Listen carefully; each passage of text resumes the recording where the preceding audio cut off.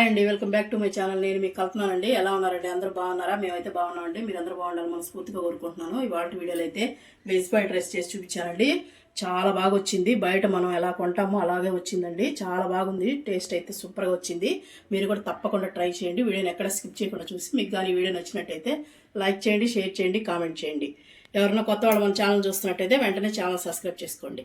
పక్కన hype button ఉంటుంది కదండి, హైప్ చేయండి. చూడండి, వెజ్ ఫ్రైడ్ రైస్ కోసం అయితే నేను ముందుగా వెల్లుల్లి తీసి పెట్టుకున్నానండి. ఒక 7 రెబ్బలు కట్ చేసి పెట్టుకున్నాను. పొక్కు తీసేసి సన్నగా అలా కట్ చేసుకోవాలి. 2 పచ్చిమిర్చి తీసుకున్నాను, ఇవి కూడా సన్నగా కట్ చేసుకున్నానండి. ఒక క్యాప్సికమ్ తీసుకున్నాను, ఇలాగ పొడిగా కట్ చేసుకున్నాను. క్యాబేజ్ ఒక ముక్క తీసుకున్నానండి. చూడండి, ఇలా సన్నగా కట్ చేసుకోవాలి. తర్వాత క్యారెట్ ఒకటి పెద్దది తీసుకున్నానండి, ఇది కూడా సన్నగా కట్ చేశాను. బీన్స్ వచ్చేసి ఒక 7 బీన్స్ తీసుకున్నాను, సన్నగా కట్ చేశానండి. ఇలా కట్ చేసేస్తే మనకు తొందరగా అయిపోతాయి. తర్వాత మనకి ఇదిగోండి మిరియాల పొడి, వెనిగరు, సన్నగా తరిగిన ఉల్లిపాయ, అదే ఎర్రగడ్డ.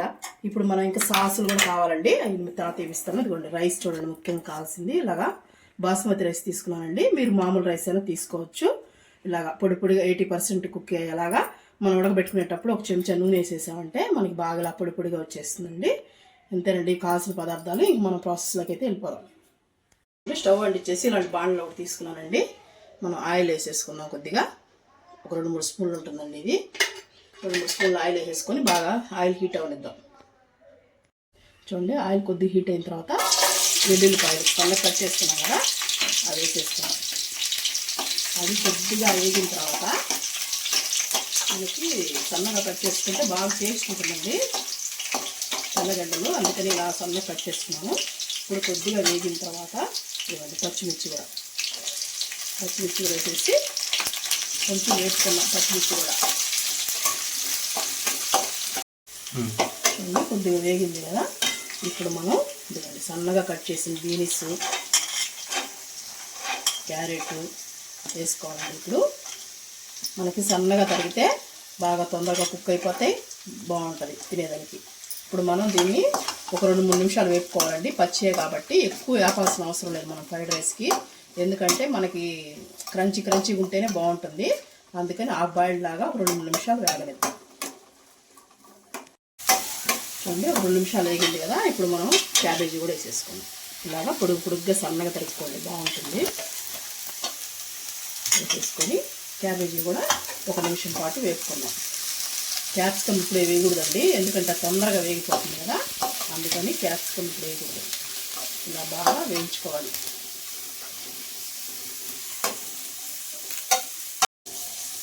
చూడండి, ఇది కొంచెం వేగింది కదా, ఇప్పుడు మనం ఆనియన్స్ సన్నగా కట్ చేసుకున్నాం కదండి, అవి వేసేసుకున్నాం. ఇవి ముందు వేసామంటే బాగా వేగిపోతాయండి, ఇప్పుడు వేసామంటే మనకు క్రంచీగా ఉంటాయి, అందుకని ఇప్పుడు వేస్తున్నాను నేను. ఇవి కూడా వేసేసి బాగా వేయించేసుకొని ఇప్పుడు క్యాప్సికమ్ కూడా వేసేస్తున్నానండి. ఇవన్నీ ఎక్కువ వేగితే బాగుండదు, అందుకని క్యాప్సికమ్ కూడా ఇప్పుడు వేసేసి మనం తగినంత సాల్ట్ అయితే వేసేస్తున్నానండి రైస్కి కూడా. ఎందుకంటే మనకి సోయా సాస్ పడుతుంది కదండి, సాల్ట్ ఎక్కువ పడకూడదు, చూసుకొని వేసుకోవాలి. సరేనండి, అందుకని ఉప్పు వేసేసి ఇప్పుడు బాగా కలిపేసుకున్నాం. ఇవన్నీ 1 నిమిషం పాటు వేగితే సరిపోతుందండి. చూడండి, మనకి బాగా అన్నీ కుక్ అయిపోయినాయి కదా, ఇప్పుడు మనం రైస్ వేసేసుకున్నామండి. రైస్ బాగా చల్లార్చి పెట్టుకున్నాం కదా, ఇదైతే వేసేసుకున్నాం. ఇలా పొడిగా ఉంటే బాగుంటుందండి ఫ్రైడ్ రైస్కి ఎప్పుడైనా. ఇది మనం పిల్లలు ఇంట్లో ఉన్నప్పుడైనా, స్కూల్ లంచ్ బాక్స్ అయినా, జాబ్ చేసేవాడికైనా చాలా పనికి వస్తుందండి. ఈజీగా కూడా అయిపోద్ది. మన దగ్గర కూరగాయలు క్యారెట్ బీన్స్ ఉన్నా చేసేసుకోవచ్చు. ఇలా వేసేసుకొని ఇప్పుడు మనం దీంట్లో మిరియాల పొడి, ఒక 1/2 స్పూన్ మిరియాల పొడి, తర్వాత టమాటా సాస్ కొద్దిగా ఒక 2 చెంచాలు వేసానండి. చిల్లీ సాస్ 1 చెంచా సరిపోతుంది, ఎందుకనంటే మనం పచ్చిమిర్చి వేసాం కదా, చాలు, ఎక్కువ అవసరం లేదు. కొంచెం వెనిగర్ వేద్దామండి. సోయా సాస్ వేసేద్దాం ముందు. ఇదిగోండి ఒక 2 స్పూన్లు ఉంటుంది సోయా సాస్. చూడండి, వెనిగర్ వేస్తున్నాను ఒక 2 స్పూన్లు, అంటే ఎక్కువ అవసరం లేదు. వేసేసి ఇప్పుడు దీన్ని బాగా కలుపుకోవాలండి. కూరగాయలన్నీ బాగా మనకు కలిసి సోయా సాస్ అన్నీ వేసాం కదా, ఇవన్నీ బాగా కలపాలి. బయట కొంటే ఎంత రేట్ అండి ఇది, మన ఇంట్లో చేసుకుంటే హెల్దీ, మనం ఇంట్లో తిన్నట్టు ఉంటుంది. చూసారు కదా, బాగా కలుపుకోవాలి కింద మీద. చూడండి మొత్తం కలిపేసాను. ఇప్పుడు మనం కొత్తిమీర కూడా వేసేసుకున్నాం అండి. నాకు స్ప్రింగ్ ఆనియన్ దొరకలేదు, మీకు కానీ దొరికితే వేసుకోండి. నేను కొత్తిమీర వేసేసుకున్నాను. మాకు ఇక్కడ దొరకండి స్ప్రింగ్ ఆనియన్, నెల్లూరులో అయితే దొరుకుతాయి. బాగా కలిపేసుకొని ఉప్పు అన్నీ కరెక్ట్గా అడ్జస్ట్ చేసుకోండి. ఇప్పుడు చూడండి ఎంత పొడి పొడిగా ఆడుతూ వచ్చిందో, చూసారా అలా వచ్చింది పొడి పొడిగా రైస్. మనకి వెజ్ ఫ్రైడ్ రైస్ అయితే రెడీ అయిపోయిందండి. ఇంకా స్టవ్ ఆఫ్ చేసేసుకొని సర్వింగ్ చేసేసుకోండి.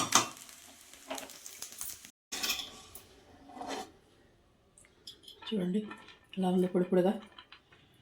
బయట మనం కొంటే ఎలా ఉంటుందో అలాగే ఉంది చూడండి.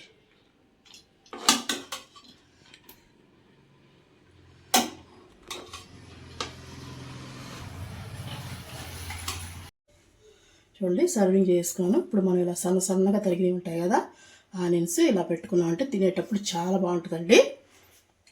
చూసారు కదా, వెజ్ ఫ్రైడ్ రైస్ అయితే రెడీ అయిందండి. ఇవాళ వీడియో అయితే ఇదేనండి. మీకు కానీ నచ్చినట్టయితే లైక్ చేయండి.